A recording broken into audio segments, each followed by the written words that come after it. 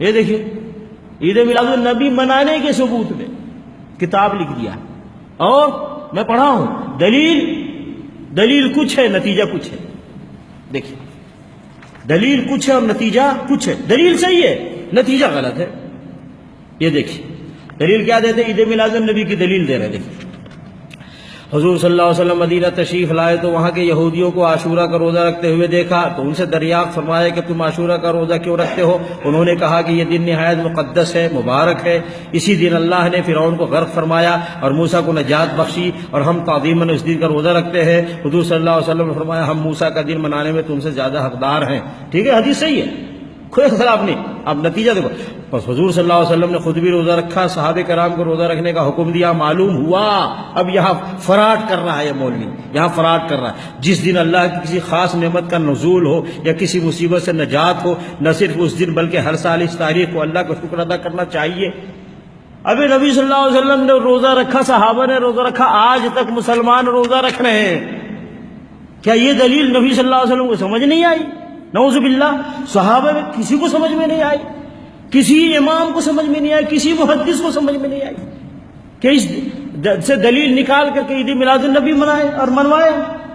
دیکھ رہے ہیں اس طرح دھوکہ دیتے ہیں، کہتے ہیں جی ہمارے امام کے پاس بھی دلیل ہے. یہ ایک دلیل ہے نا. اور دوسری دلیل دیتے ہیں. حضور صلی اللہ علیہ وسلم سے پیر کو روزہ رکھنے کے بارے میں سوال کیا گیا.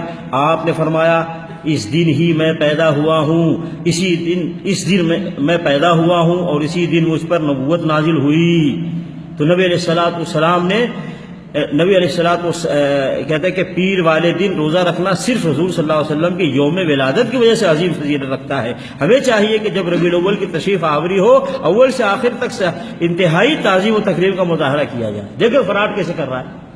نبی صلی اللہ علیہ وسلم نے فرمایا کہ میں پیر کو روزہ اس لیے رکھتا ہوں کہ میری ولادت تھی، اور یہ کیا کہتا ہے جب بھی ربیع الاول آئے تو خوشی مناؤ. کیا تعلق ہے اس سے؟ ایسے عوام کو دھوکہ دیتے ہیں. مطلب پیر کے دن روزہ رکھو، ہر پیر کو روزہ رکھو، یہ نبی صلی اللہ علیہ وسلم کی سنت ہے. یہ تھوڑے کہ ہر ربیع الاول میں خوشی مناؤ.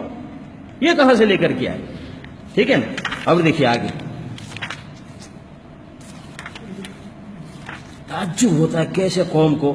یہ دیکھیں اور ایک دلیل دے رہا ہے. ابو لہب کی آزاد کردہ لونڈی سویبہ جس نے نبی صلی اللہ علیہ وسلم کو دودھ پلایا تھا، نبی صلی اللہ علیہ وسلم کی ولادت باسعادت کی ابو لہب کو جب خوشخبری سنائی تو اس نے سویبہ کو آزاد کر دیا. جب ابو لہب مر گیا تو کسی نے اس کو خواب میں دیکھا، پوچھا کیا گزری؟ ابو لہب نے کہا آگ میں جل رہا ہوں. ہاں اتنی بات ضرور ہے کہ ہر پیر کی رات مجھ سے عذاب ہلکا کیا جاتا ہے اور ابہام و سبابہ کے درمیانی کی مقدار مجھے پانی مل جاتا ہے جسے میں انگلیوں سے چوس لیتا ہوں. یہ اس لیے کہ میں نے حضرت کی ولادت کی خوشی میں اپنی لونڈی سویبہ کو آزاد کر دیا تھا، اس نے آپ کو دودھ پلایا تھا. ابھی تو اس کی کیا ربیع الاول سے کیا تعلق ہے؟ تعلق تو یہ ہے کہ تیرے پاس لونڈی ہے تو آزاد کر. عید میلاد النبی سے کیا تعلق ہے؟ تیرے پاس لونڈی ہے تو آزاد کرنا. اس نے اور لونڈی آزاد کیا، اور دلیل بھی کافر کی لے رہا ہے. دلیل کہاں سے مل رہی اس کو؟ کافر سے. میں نے کہا تمہیں کافر کی سنت مبارک ہو، مجھے تو محمد رسول اللہ صلی اللہ علیہ وسلم کی سنت چاہیے. اچھا پھر یہ اپنے ہی قائد اعظم کی مخالفت کرتے ہیں. ان کے قائد اعظم کون ہوئے؟ ابو لہب. ابو لہب نے تو زندگی میں ایک بار خوشی منایا نا، اور یہ ہر سال خوشی مناتے ہیں. ابھی جن کو اپنا قائد اور رہبر مانتے ہو اسی کی مخالفت کرتے ہو. اور کیا اس نے کہا کہ خوشی منائے تو ہمیشہ کے لیے جہنم میں ہے نا بھائی. خوشی منائے تو کہاں ہے؟ ہمیشہ کے لیے جہنم میں. ایک بار خوشی منایا، تم ہر سال خوشی مناتے ہو تو کہاں جاؤ گے؟ ہاں بھائی سمجھے کیا ہے؟ تو کہاں سے کہاں لے کر کے یہ لوگ جاتے ہیں مسئلے میں. ہاں اب دیکھو کتنی خطرناک بات ہے. کہتا ہے بے شک شب میلاد شب قدر سے افضل ہے. شب میلاد شب قدر سے افضل ہے.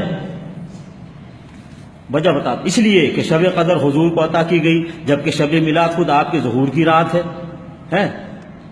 یہ بتا ابے اس کو کہے شب قدر افضل کیوں ہے؟ کس نے کہا شب قدر افضل ہے؟ کس نے کہا؟ اللہ نے فرمایا بھائی لیلۃ القدر خیر من الف شہر. قرآن مجید میں آیت ہے، اللہ نے فرمایا کہ لیلۃ القدر 1000 رات سے افضل ہے۔ نبی علیہ الصلوۃ والسلام کی ولادت کی رات شب قدر سے افضل کس نے فرمایا؟ قرآن کی کس آیت میں ہے؟ نبی علیہ الصلوۃ والسلام کس حدیث میں ہے؟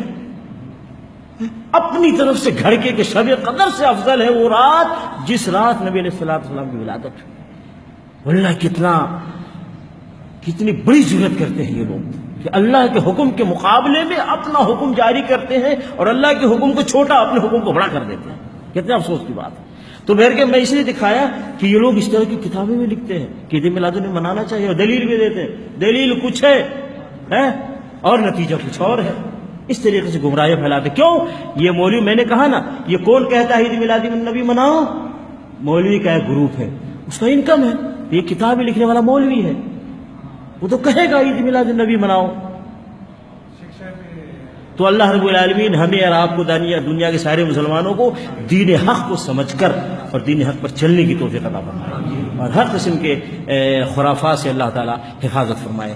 آمین۔ صلی اللہ علیہ نبینا محمد وعلی آلہ وصحبہ اجمعین۔ السلام علیکم ورحمۃ اللہ وبرکاتہ۔